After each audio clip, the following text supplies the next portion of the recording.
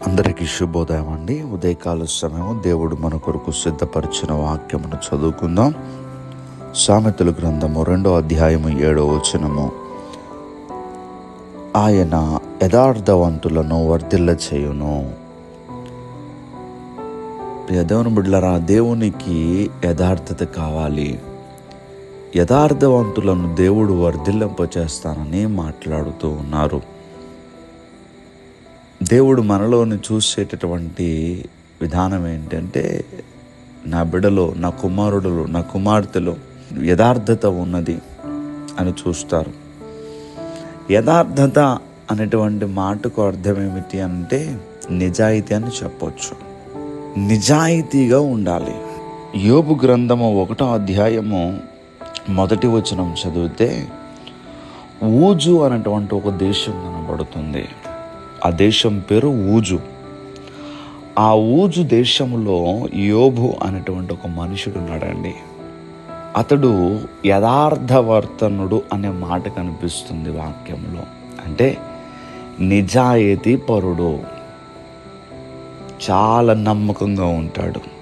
అతనికి 7 కుమారులు, 3 కుమార్తెలు, అనగా మొత్తం 10 మంది సంతానము. అతని ఆస్తి ఆ దేశం అంతటిలో కూడా చాలా ఎక్కువ. అతడికి దేవుడంటే చాలా భయము. కనుక దేవుని యందు భయభక్తులు కలిగి నేను నిజాయితీగా ఉండాలి అని అనగా యథార్థంగా ఉండాలి అని ఆలోచన చేస్తూ ఉంటుండేవాడు. అయితే అతనికి 7,000 గొర్రెలు, 3,000 ఒంటులు, 500 జతల ఎడ్లు, 500 ఆడగాడిదలు, ఇంకా పనివారు, చాలా ఆస్తి. ఒక మాటలో చెప్పాలంటే అతడు ఆ ప్రాంతములో గొప్పవాడు, మంచి ఉన్నతమైనటువంటి వ్యక్తి అండి. ఎంత ఆస్తి ఉన్నా దేవుని దగ్గర మాత్రం యథార్థవంతుడుగా అతడు, దేవుడే అతని గూర్చి మాట్లాడుతూ ఉన్నారు. అంత నిజాయితీ దేవుని దగ్గర కూడా. అయితే ఇలాంటి యథార్థవంతుడుకు, నిజాయితీ పరుడుకు తన జీవితంలో కష్టాలు ప్రారంభమైనాయి. సాతానుడు శోధించటం ప్రారంభించాడు. ఇంత నిజాయితీగా ఉన్నటువంటి వ్యక్తికి ఎంత పెద్ద కష్టం వచ్చిందంటే తన పిల్లలందరూ కూడా ఒక్కరోజు చనిపోయారండి. తనకున్న పశువులు, మందలు అన్నీ కూడా ఒక్కరోజే పోయాయి. ఎవరికైనా ఇంత పెద్ద కష్టం వస్తే తట్టుకోగలమా? దేవుని బిడ్డలారా, యోబు గారు పిల్లలందరూ కూడా ఒక్కరోజే చనిపోయారు. తనకున్న ఆస్తి అంతా కూడా ఆ రోజే పోయింది.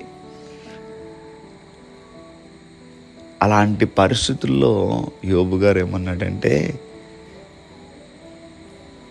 యెహోవా ఇచ్చెను, యెహోవా తీసుకొనెను,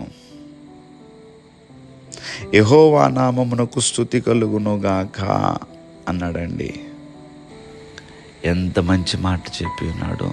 అన్నీ పోతే దేవుణ్ణి స్తుతిస్తామా? మనం చిన్నది ఏమైనా అయితేనే దేవుణ్ణి స్తుతించాం, దేవుడి మీద అలుగుతాం, దేవుడి మీద కోపపడతాం. ఎందుకు నన్ను ఇన్ని కష్టాల్లో పెట్టేస్తావు దేవా, ఎందుకు నన్ను ఇంత బాధిస్తున్నావు, ఎందుకు నన్ను ఇలా చేస్తున్నావు అని మాట్లాడేటటువంటి వ్యక్తులు, అలా ఆలోచించే వ్యక్తులు ఎంతోమంది ఉంటారు. ఈ ఉదయకాల సమయంలో యోబు గారికి కష్టం ఉందో, నీది అసలు కష్టమేనా? ఆలోచించి ఒకసారి. మరి అలాంటి భక్తుడే ఏమంటున్నాడంటే, అంత కష్టం వచ్చిన భక్తుడు దేవునికి స్తోత్రం చెప్తున్నాడు. యెహోవా నామమునకు స్తుతి కలుగును గాక అంటున్నాడు. మనం ఇస్తే దేవుణ్ణి స్తుతిస్తాం, కానీ పోతే దేవుణ్ణి స్తుతిస్తామా అండి?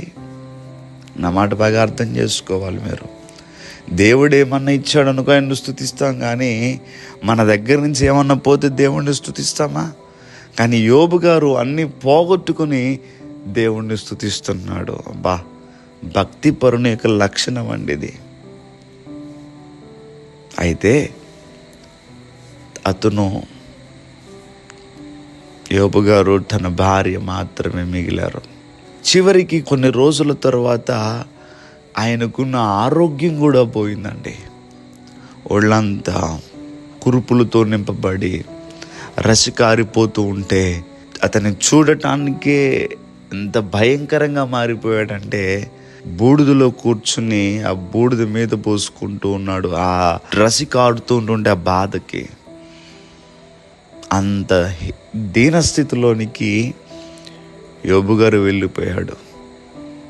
కొంతమంది అంటారు, ఈ రోజుల్లో నిజాయితీ పనిచేయదండి, అన్యాయమే పనిచేస్తుంది అంటారు కదా. యోబు గారి పరిస్థితి ఎలా ఉన్నదంటే నిజాయితీపరుడు అనగా యథార్థవర్తనుడు. ఈ యథార్థవర్తనుడికి ఇంత పెద్ద కష్టం వచ్చింది. పిల్లల్ని కోల్పోయాడు, ఆస్తిని కోల్పోయాడు, చివరికి ఆరోగ్యాన్ని కూడా కోల్పోయాడు. విచిత్రం ఏంటంటే 2వ అధ్యాయము 9వ వచనంలోనికి వచ్చేసరికి తన భార్య వచ్చి ఒక మాట అంటుంది, నీవు ఇంకను యథార్థతను వదలకుందువా? ఇంకా నిజాయితీ అంటూ కూర్చున్నావేంటి? ఇంకా యథార్థత అంటూ కూర్చున్నావేంటి అని వచ్చి తన భార్య యోబును తిడుతూ ఉందండి. ఎందుకు ఇంకా నిజాయితీ, ఇంకా యథార్థత అన్నో? దేవుడికి నేను యథార్థంగా ఉండాలంటూ చివరికి ఈ గతి వచ్చింది. ఎందుకయ్యా నీకు బ్రతుకు? దేవుణ్ణి దూషించేసి చచ్చిపో, నువ్వు ఉన్న ఒకటే పోయిన ఒకటే అన్నట్టుగా మాట్లాడుతుంది కదండి తన భార్య. చూడండి ఏ స్థితిలోకి వెళ్ళిపోయాడు. యథార్థత ఈ స్థితిలోనికి తీసుకొచ్చిందా? మరి యథార్థవంతులు వర్ధిల్ల చేయను అని వాక్యం చెప్తుంది కదా. యథార్థవంతులు వర్ధిల్లుతారని వాక్యం చెప్తుంది. కానీ మరి యథార్థవర్తనుడు, యథార్థంగా ఉండి నిజాయితీగా ఉన్నటువంటి యోబు గారి పరిస్థితి ఏ స్థితిలోనికి వచ్చిందో ఆలోచించండి. ఒక మాట చెప్తాను, అన్యాయం చేసిన వాళ్ళు బాగున్నట్టుగా కనిపిస్తుందండి, నిజాయితీగా ఉన్నవాళ్ళు బాధలు ఎదుర్కొన్నట్టుగా కనిపిస్తుంది. కానీ అది కొంచెం కాలం మాత్రమే.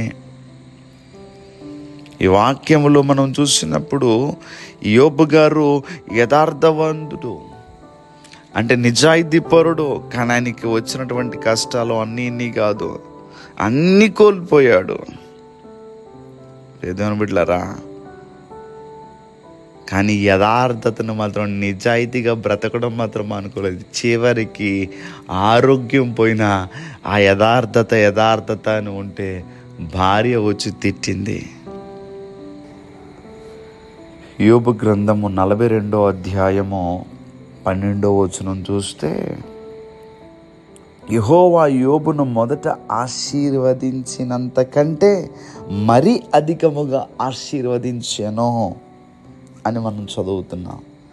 యథార్థత అని, నిజాయితీ అని దేవునికి భయపడి బ్రతికాడు కనుకనే తను కోల్పోయాడు.